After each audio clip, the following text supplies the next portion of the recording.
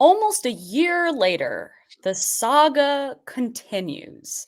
We have the Las Vegas Aces taking on the New York Liberty in a semifinals series starting this weekend. And yes, I have Matthew Walter here to preview it and break it all down. The Locked On Women's Basketball podcast. It starts right now.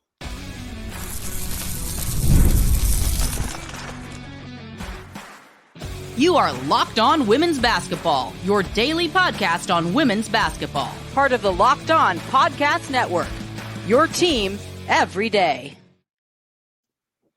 Welcome. You are Locked On to Women's Basketball. I am Jackie Powell, and also happy Lady Gaga release day. If you know me, today is very exciting. Anyway, I'm one of your hosts on the program. I usually host on Fridays, which is why I'm saying happy Lady Gaga release day. I cover the New York Liberty here at The Next. I've covered women's basketball nationally at many other places. Thank you for making our podcast, Locked On Women's Basketball, your first listen every day. And remember that Locked On Women's Basketball is brought to you by everyone at The Next, which includes me and my wonderful guest, Matthew Walter. It is a place where we cover women's basketball all the time, and we tell the stories that need to be told every day. Subscribe now to support the staff at The Next that works oh so hard to bring you this coverage that matters a lot. $9 a month, $72 per year. Find us at thenexthoops.com and subscribe. And remember that Locked On Women's Basketball is free and available on all platforms, including YouTube, Apple Podcasts, Spotify, and more.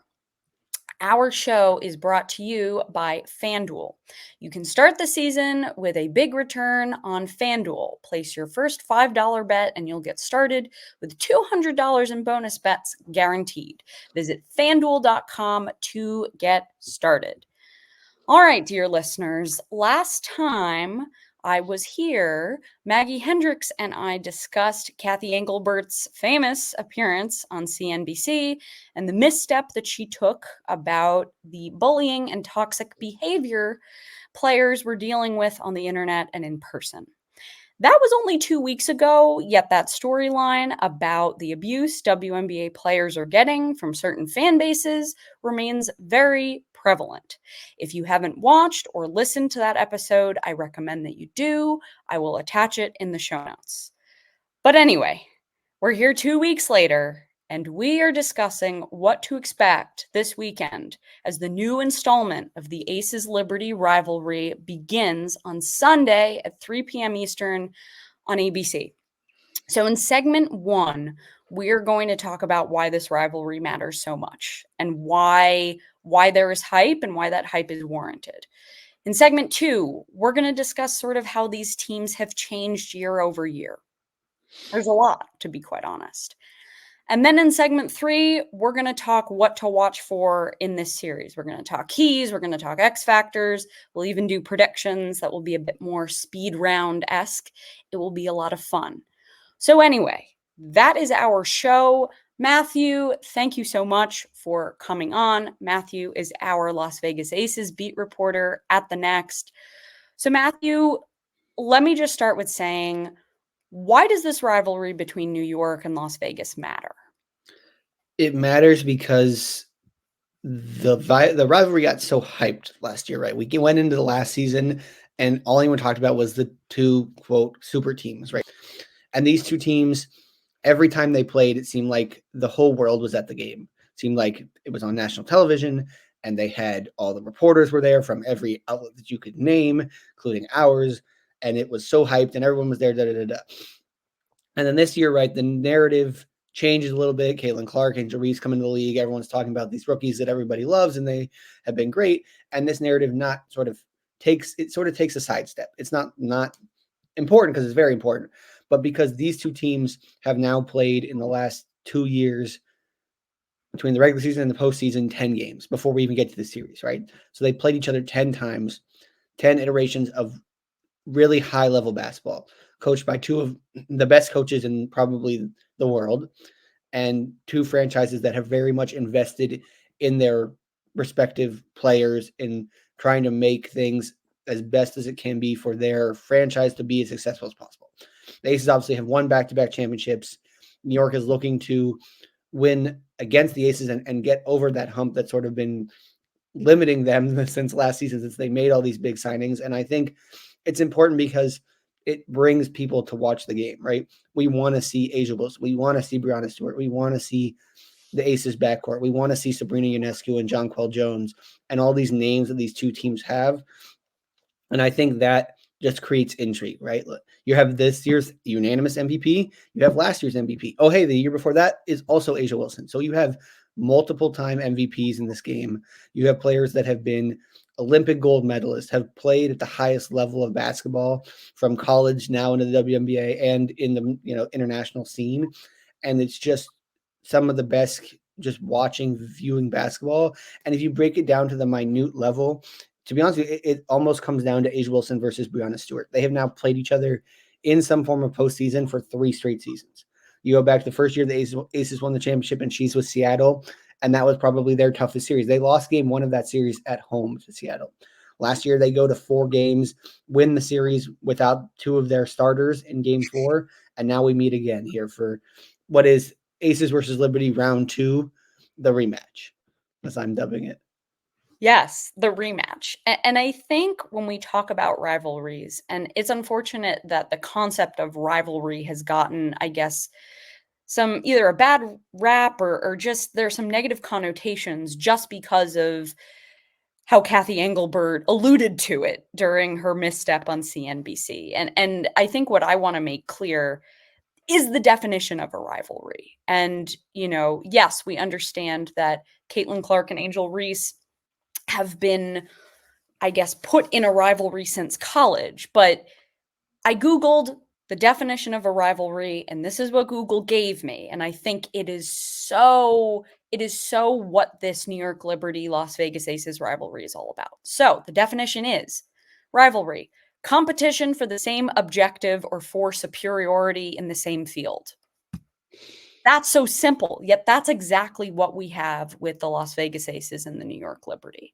So these are 2 franchises, as Matthew rightly said, who have ownership groups that want to be the top dog, that invest the most, that care. They always want to prove that they care the most about the WNBA. This has been not just a rivalry between teams, it's also been a rivalry between front offices. If you all notice, whenever the Aces put out something about how they've sold out their season ticket members or whatnot, then you see weeks later, you see the Liberty countering with something like, oh, we've sold out our VIP tickets or whatever. So it's very interesting to sort of see that it's also off the court. It's also in the front office. It's within business operations. I'd say you look at it too, like the markets of where they're located, it's almost like a battle of who can get more celebrities to come to their game, right? Because Las Vegas is a place that draws people. Like you see so many NBA players and big name celebrities from the music world to Hollywood to other sporting events. And then obviously New York is the mecca of the United States, and it draws. And we see Jason Sudeikis at all the New York games, and the Aces have their fans that come to all of their games that are big name celebrities. So those kinds of things just create even more eyeballs, because every time I watch one of the games between one of these 2 teams, when no matter whose game it is, I feel like they always pan to like, here's this person who's a celebrity. Oh, and this person's at the game, and this 15th, and you're like, these teams they are so good that they draw these people that are bigger than the sport of basketball. Absolutely. I could not have said that better than you just did. Coming up, we are going to talk about sort of what the story arcs for both of these teams have been almost a year following the 2023 finals.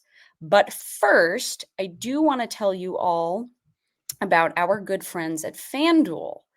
They are the ones that sponsor this program. So, hey, NFL fans, you can start the season with a big return on FanDuel, America's #1 sports book. So when you get a hunch in the middle of the game, you can check out the latest stats, view live play-by-play, and so much more on the same page where you place your bets. You'll get started with $200 in bonus bets guaranteed. When you place your first $5 bet, that is FanDuel.com.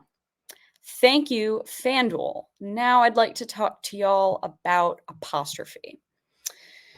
So, imposter syndrome, it's a thing. It affects me all the time. And one of the biggest things that can lead to a lack of self-confidence is your skin. Acne breakouts, rosacea, wrinkles, these can take a toll on your confidence level. And that's why we're so excited to partner with Apostrophe, the sponsor of this episode. So, Apostrophe's goal is to help you feel confident in your own skin, whether you're dealing with breakouts, signs of aging, acne scarring. Apostrophe will help you move past that imposter syndrome and help you love the skin that you are in. So, how Apostrophe works is you simply fill out an online consultation about your skin goals and medical history. Then you'll snap some selfies, and a dermatology provider will create a customized treatment plan for you. Apostrophe offers access to prescription treatments for all types of acne. Apostrophe has been really helpful for me when it comes to helping me deal with my hormonal acne.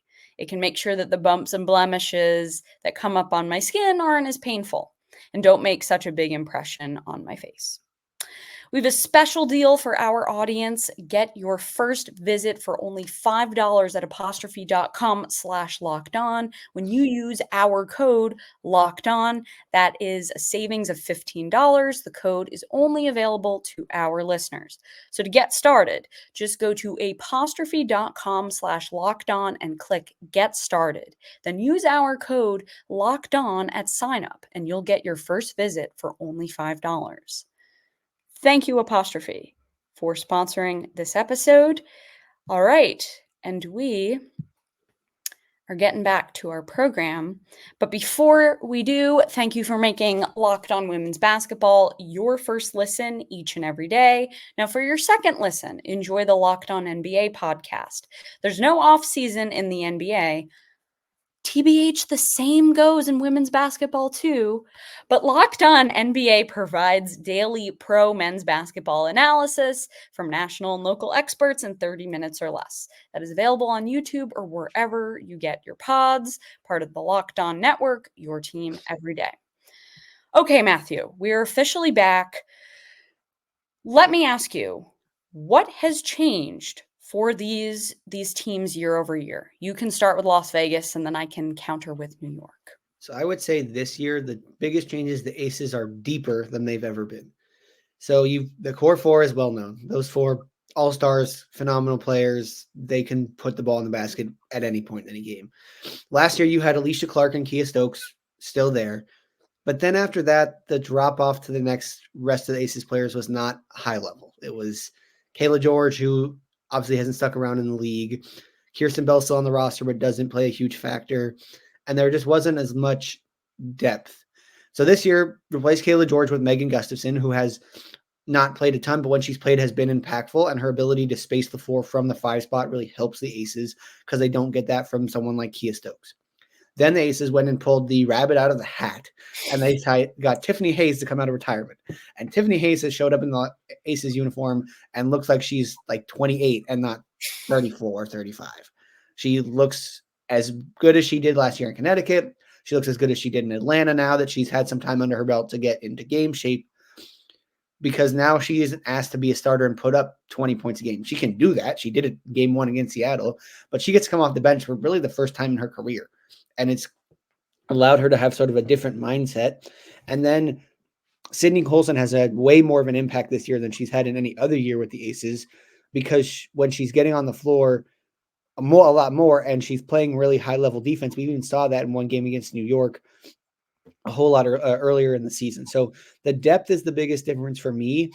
And you're seeing Chelsea Gray, who missed the first 12 games, really starting to look like Chelsea Gray of old. And Kelsey Plum said after game 2, she hasn't found her form. She's in her form. She's in her form. She looked like it in game 1 against Seattle. She looked like 2 years ago Chelsea Gray winning finals MVP, hitting big shots, throwing passes that God knows, I don't know how they get through, but they're incredible. Like, she has a couple behind the back passes a game where just your eyes go, that doesn't make sense, because it's just so amazing. So the biggest things are she's healthy and she looks really good. They're starting to and they just have more depth. They have more depth overall. 1 through, I would say, 10 is better this year than it was last year, and that is a huge difference for them because it gives them flexibility, right? The Aces have changed that 5th starting spot a bunch over the last, 12 or so games. That 5th starter has been Alicia Clark, it's been Megan Gustafson, it's been Kia Stokes, because they have the ability to rotate those 3, and they all bring different things to that number 5 spot to play with the other Aces 4 amazing stars. Yeah, absolutely. I mean, let me just say before I talk about how New York has changed, I love that Sydney Colson has a bigger role on this team. I love that she sort of just gets put on the floor to just muck things up and just fly around and break down offensive sets. I think it is fabulous. And I think one of my favorite quotes, and I wrote this in my story about Sydney Colson, is Becky called her the beehive kicker. She comes in the game, she kicks the beehive. Because it's what she does. She shows up in the game and she's like, all right, I'm going to mess it up for you. And the crazy thing is that Becky said is sometimes she comes in and she doesn't do the defensive scheme the right way. She just does it the way that she thinks works. And then the next possession, she'll come down and do it the right way. And so she just messes people up because one way she's like, one possession, they're like, what is she doing? She's not doing what they normally do. And the next possession, she does the normal thing.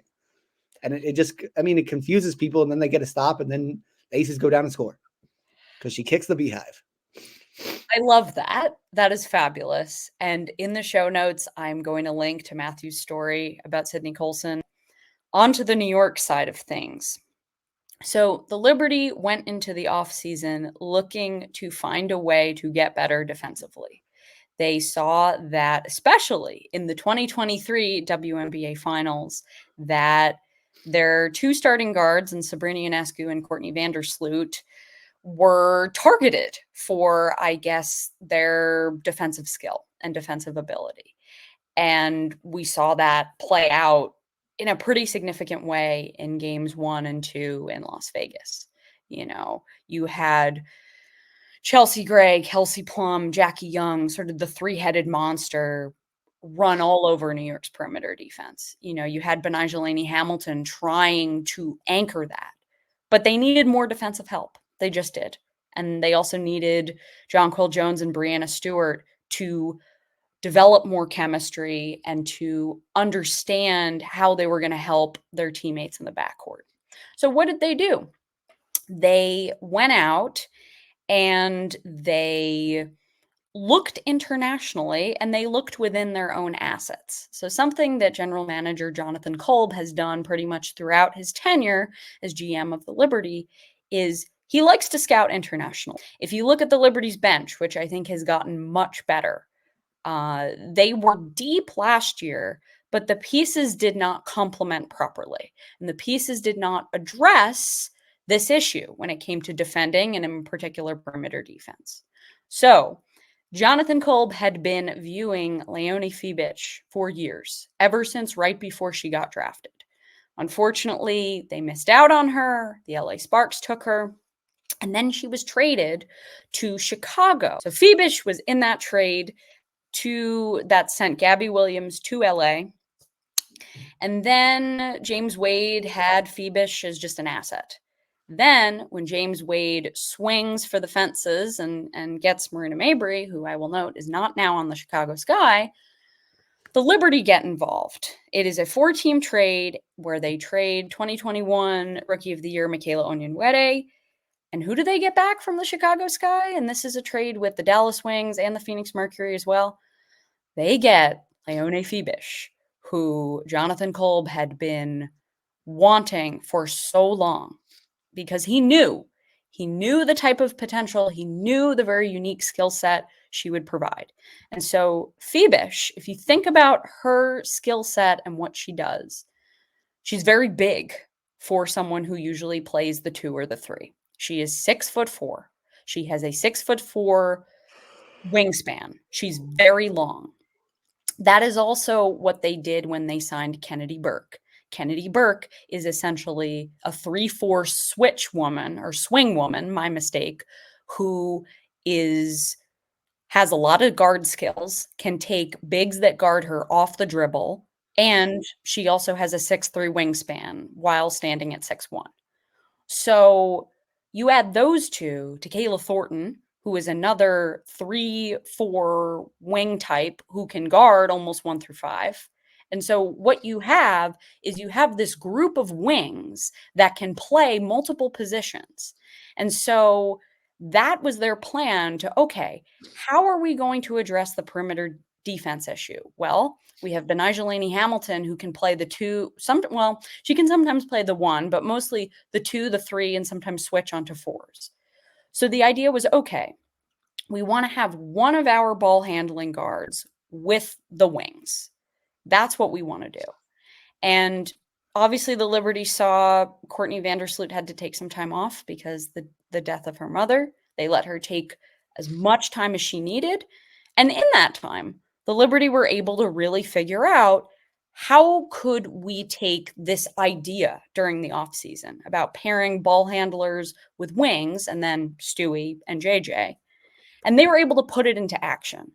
That was in part why Sandy Brondello felt as confident as she did to start Leonie Fiebich for or during the playoffs instead of Courtney Vandersloot. So when I look at how this team has changed, it is that. It is also the fact that Sabrina Ionescu, Jonquel Jones, and there's an argument to suggest that Breanna Stewart has also improved year over year. I will link in the show notes to a very long feature I did of Breanna Stewart and essentially what she learned out of losing in the WNBA Finals for the first time in her career. And so, sure, A'ja Wilson was the better player and was MVP, rightly so. But I think what gets lost in the sauce is that Stewie got better and she added things to her game. Her decision making got better. She's not taking as many of these ridiculous shots that, yes, she can make, but they're not very efficient. They're not efficient shots. They have her driving more. They have her finishing in the restricted area more. The 3-point shot was a little slow, but it has come back to around 37, 40% in the second half of the season. And then you have Jonquel Jones facilitating at a really, really high level. Their game becomes so much less predictable when Jonquel is facilitating outside the arc, on the high post. She doesn't have to be on the low block to be successful. And then Sabrina Ionescu, who is also finishing in the restricted area much better than she did last season. She put up a 36.9 assist performance in their game 2 against the Atlanta Dream. So that is how the Liberty have changed in a year. So, has anything else changed? I mean, between these two teams? We've seen A'ja bring the ball up a lot more, which is something she probably never would have done, and allows her to make decisions. But she's shooting the 3 ball more and at a much better level. And I think she's finally saying she understands now the difference between, like, when do I need to be the scorer and when do I need to find my teammates? And like the game, she used to let the game come to her. Now she's going to the game. Now she's being the aggressor in situations. And I think that's why we've seen this growth. And I think the number one thing people don't talk about enough with A'ja gets upset when she does too much scoring. And I know that sounds wild, but like A'ja will come to a box score at the end of a game and post and go, I shot the ball 20 plus times, and be upset about it because she doesn't want to do that. She doesn't want to be this volume 20 plus shot a game scorer. That's not how she wants to play. She wants to be everybody involved, move the ball, play team basketball. If I'm shooting 20 shots, I better be making 15 of them. And if I made 8 of them, then it's not good and we're not winning. We're not playing the right way. And I think that is the growth in her game that not enough people talk about, is that she's this kind of person that, yes, she can be a volume scorer, but she isn't happy if she's a bad volume scorer. Like she isn't happy if it's 10 for 25. No, she doesn't want to shoot that way because that's not what's going to make her and the team successful. In segment 3, we're going to get a little bit more speed round and, quippy, because we're going to talk essentially keys, X factors, matchups that you're watching out for, big questions and concerns, and then we will do predictions. But first, I do want to talk to y'all about our friends at Prize Picks. And so what's really brilliant about Prize Picks is that they have this new thing where you can play alongside celebrities. So you can play alongside Drewski. He's the comedian that was in commercials with Sabrina Ionescu promoting her signature shoe. You can now find community plays under the promos tab of the app to view entries from some of the biggest names in the Prize Picks community each week. Prize Picks is the only real money daily fantasy platform with an injury insurance policy. So that if your lineups stay even once one of your players gets injured. If your player leaves in the first half and doesn't return, Prize Picks, your picks are live. For instance, let's talk about, so obviously the WNBA Semifinals are coming up. On Prize Picks, you can try to predict or bet on, will A'ja Wilson score at least 20 points? Does Jonquel Jones put up another double-double? Does Alyssa Thomas, on the other side of the bracket, get another triple-double? Download the Prize Picks app today and use code LOCKEDONNBA and get $50 instantly when you play $5. That's LOCKEDONNBA on Prize Picks to get $50 instantly when you play $5. You don't even need to win to receive the $50 bonus. It's guaranteed. All right.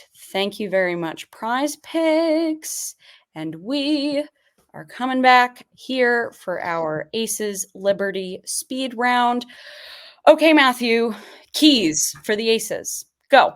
Defense. The word is defense. It's been the number one most used. I think if I tracked all the times I've recorded Becky saying words, the number one word she uses is the word defense, because it's the thing she gets the most angry about. It's the thing she cares the most about.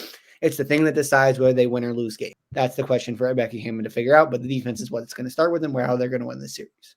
Okay, so my key for the New York Liberty is they have to move the ball. Even when times get rough, even when the Aces blow up and junk stuff, they have to move the ball because they are not a one-on-one team.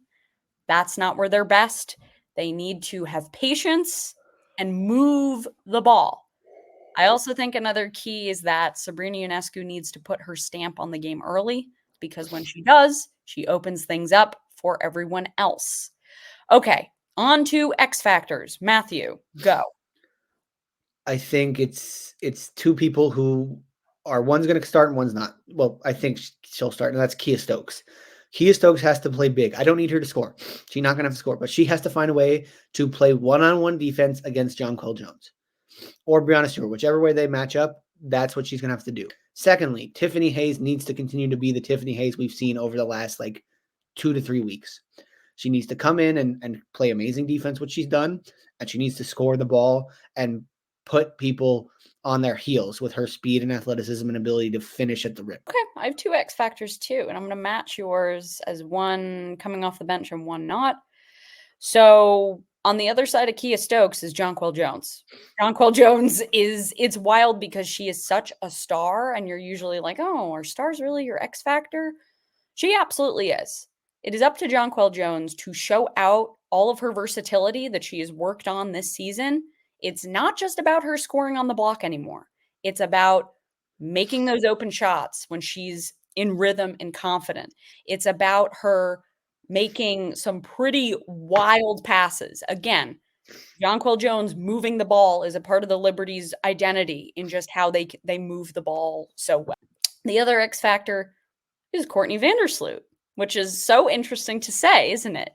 And the reason that Sloot is an X factor is because, and we got to see how Sandy Brondello wanted to use her in this new bench role. And it's essentially what she's able to do is she's able to get into the paint and distribute at a high level. And she's able to help Sabrina Ionescu get much easier looks. That's what we saw in game 2 in the fourth quarter against the Atlanta Dream. Also, Courtney Vandersloot has just been playing tougher defensive. Okay, now matchup you are watching out for, and then we're going to do questions really quickly, and then we'll get out of here with predictions. So matchup. Jackie Young versus Sabrina Ionescu. Jackie Young has not been herself since coming back from the Olympic break. She has struggled offensively, to say the least. She's had moments, but it's not been consistent. She has been a very good defender. That's Jackie Young's athletic. She's strong. That is going to be, I think, the person that they put on Sabrina, because that's who they put on Caitlin Clark. That's who they put on every other team's best guard. They put her on they make her guard the other team's best perimeter player. And they put her on Gabby Williams against Seattle because of the size matchup. But I think they understand that offensively, the backcourt starts and ends for New York with Sabrina. It's not a question, it's a statement. So they're going to make her have to work for every single touch, every single play. Can Jackie outplay like she did in the series a year ago? Because she looked through the first two games like the finals MVP. I think we would both say Jackie had an outstanding finals against New York last year and really stepped her game up. Can she do that again here in this semifinal series? Can she take Sabrina out of it, and can she put her stamp on it? That's going to be big for the Aces. Matchup I'm looking out for is Breanna Stewart versus Alicia Clark. So what I'm going to be looking out for is, how has Stewie learned from what she went through last year, where Alicia Clark, who is so good at KYP and knowing her personnel, just made Stewie so uncomfortable with everything that she usually does in her game. As I said earlier, Stewie's game has evolved and developed. So my question is AC going to adapt to some of those newer wrinkles in her game? How are the Aces going to adapt to the different ways that the Liberty have been using Breanna Stewart, which is they're treating her more like a big wing rather than a stretch post. And so you have a lot of people screening for Stewie. You have Stewie going downhill, and she worked a lot on acceleration and deceleration. So how are the Aces going to guard that?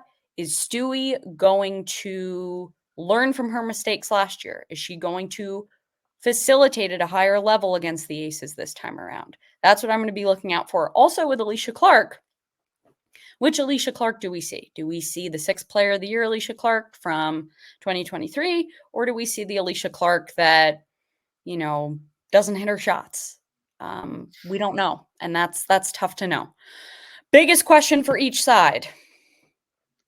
Can the Aces find a way to stop New York from having second chance opportunities? Can they end every defensive possession with a rebound? Because that's killed them in the past. Yep. Jonquel and Stewie have killed them on the glass because they play the small ball lineup. And when that small ball lineup plays, can they take advantage of New York's size on the offensive end?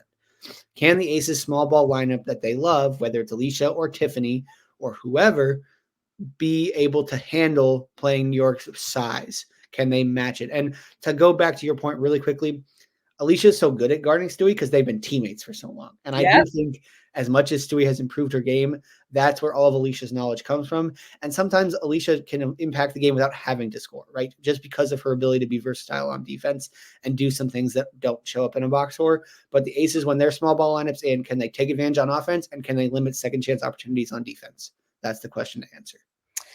Question for the Liberty is a little bit different, and it's, how effective can Betnijah Laney-Hamilton be?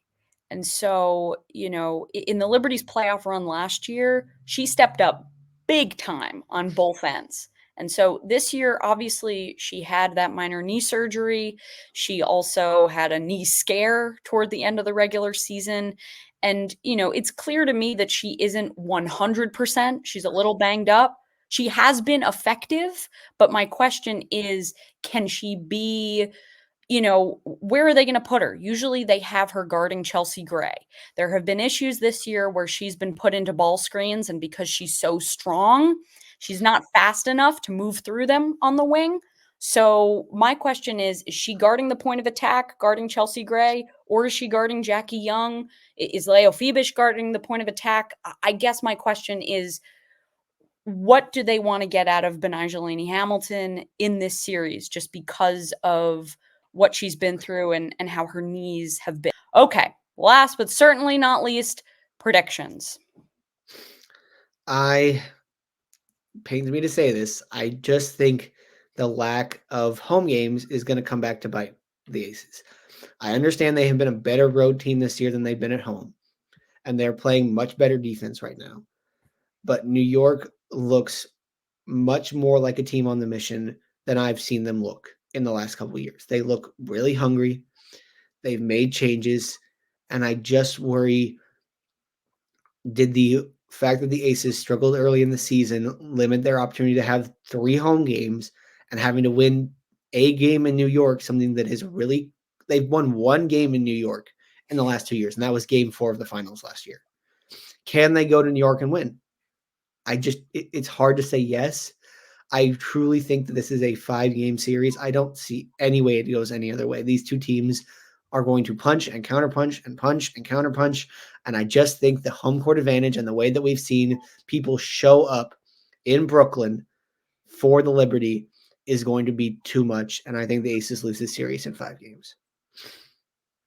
So my prediction is that New York will win this in 4. I think they've gotten a lot better playing at Michelob Ultra. So thank you for making Locked On Women's Basketball your first listen every day. I want to give a huge thank you to Matthew Walter for hopping on the show today. It was so fun to do this again. I have so much fun breaking down these two teams with you. Before we sign off, where can the good people find your work? You can find it at The Next. It's a hub of women's basketball. We have 4 of us now left, you, myself, Terry, and Gabby, and we're all working our butts off. And these 2 semifinal series, I could not be more excited. These are the 4 best teams in the league, all have so many superstars, and I'm really excited to see who can find their way to the finals. Absolutely. And some of the best coaches, too.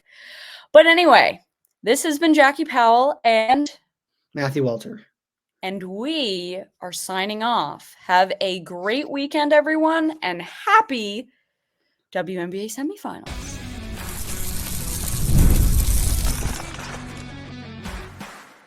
You are Locked On Women's Basketball, your daily podcast on women's basketball. Part of the Locked On Podcast Network,